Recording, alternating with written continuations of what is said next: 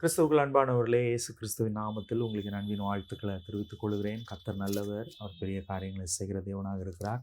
இன்றைக்கு ஒரு வார்த்தையை நான் உங்களுக்கு வாசிக்க போகிறேன். அப்போஸ்தலர் நடபடிகளின் புஸ்தகம் 4ஆம் அதிகாரம் 4வது வசனத்தில். அப்போஸ்தலர் 4:4 வசனத்தை கேட்டவர்களில் அநேகர் விசுவாசித்தார்கள். அவர்கள் தொகை ஏறக்குறைய 5000 இருந்தது.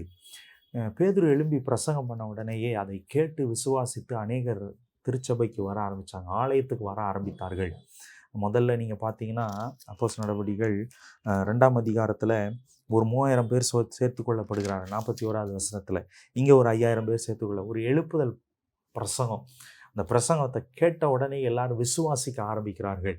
அன்றைக்கு அந்த நாட்கள் எழுப்புதலின் நாட்கள் என்று சொல்லலாம். எழுப்புதல், அந்த ரிவைவல் டேஸ் அப்படின்னு சொல்லலாம். அந்த பெண்டகோஸ்டல் மூமெண்ட் அந்த நேரத்திலேயே பேதுரு ஒரு ஒரு ஃபெயிலியர்னு சொல்லலாம். பேதுரு வந்துட்டு ஒரு பின்வாங்க பேக் ஸ்லைடர்னு சொல்லலாம். பேதுரு வந்துட்டு ஒரு ஒரு காதை அறுத்துட்டு போய் ஒரு ஒரு ஒரு கில்லர் அப்படின்னு சொல்லலாம், ஒரு மர்டரர் அப்படின்னு சொல்லலாம். அப்படி பல காரியத்தை பேதுரு குறித்து சொல்லலாம். ஆனால் அந்த பேதுரு தான் கர்த்தர் தெரிந்து கொண்டு அவன் எழும்பி பிரசங்கம் பண்ணி ஆண்டவரை பற்றி சொல்கிறான், பேசுகிறான், விசுவாசிக்கிறாங்க எல்லாரும். அந்த வார்த்தை போன உடனே எல்லாருக்குள்ளேயும் ஒரு மாற்றம், எல்லாருக்குள்ளேயும் ஒரு விசுவாசம் அவர்களுக்குள்ளே வருகிறது.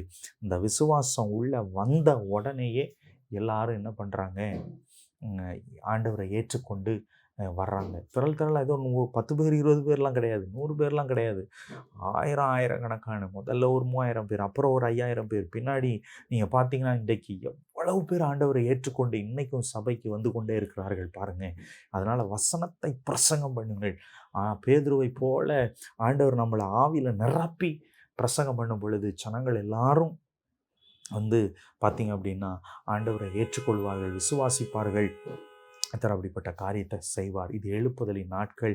ஆண்டவர் உங்களை கொண்டும் கூட பெரிய காரியங்களை. ஒருவேளை நீங்கள் நினைக்கலாம், நான் சாதாரணமான ஆளுங்க, நான் வந்து தகுதி இல்லைன்னு நினைக்கலாம். பேதுரு தகுதி இல்லாதவன் தான். அவன் பிரசங்கம் பண்ணும் பொழுது ஆண்டவர் அவனை அவன் மூலமாக கர்த்தர் பெரிய காரியங்களை செய்தார், அவனை பயன்படுத்தினார். ஆண்டவரால் செய்ய முடியாத காரியம் ஒன்றுமே இல்லை. செபிப்போம். ஆண்டவரே, என்னையும் பயன்படுத்தும், ஏதோ ஒரு விதத்தில் பயன்படுத்தும் என்று சொல்லி நாங்கள் கேட்கிறோம். நாம் மகிமைப்படுத்தும்.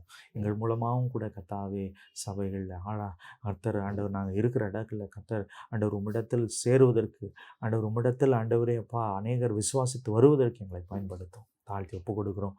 இயேசுவின் நாமத்தில் செபிக்கிறோம். பரலோக நல்ல பிதாவே. ஆமீன், ஆமீன், ஆமீன். கர்த்தர் நல்லவர். உங்களை ஆசீர்வதிப்பார். தேங்க்யூ. God bless you.